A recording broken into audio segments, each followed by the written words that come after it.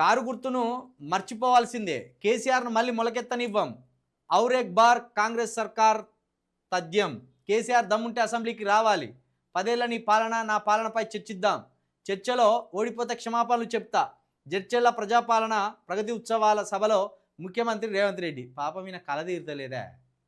రేవంత్ రెడ్డి కల తీరుతలేదు. కేసీఆర్ ఆ ఛాన్స్ ఇస్తలేడు రేవంత్ రెడ్డికి. రేవంత్ రెడ్డి ఏమనుకున్నాడంటే కేసీఆర్ సభలో ఉంచే పొట్టు పొట్టు తిట్టి ఆయన పొట్టు పొట్టు అవమానించి సంబరపడదాం అనుకున్నాడు. కేసీఆర్ ఆ సందే ఇత్తలేడు, ఆ ఛాన్సే ఇత్తలేడు.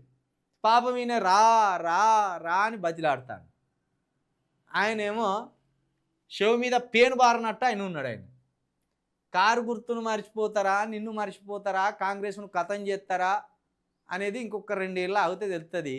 రేవంత్ రెడ్డి గారు జర్ర ఓపిక పట్ట ఆ లోపు.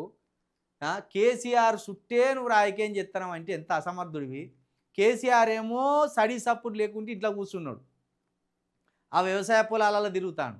నువ్వేమో ఆయన జపమే చేస్తాను తెల్లారులేస్తే. దీన్నే శాతగాని ప్రభుత్వం అంటారు, శాతగాని మాటలు అంటారు.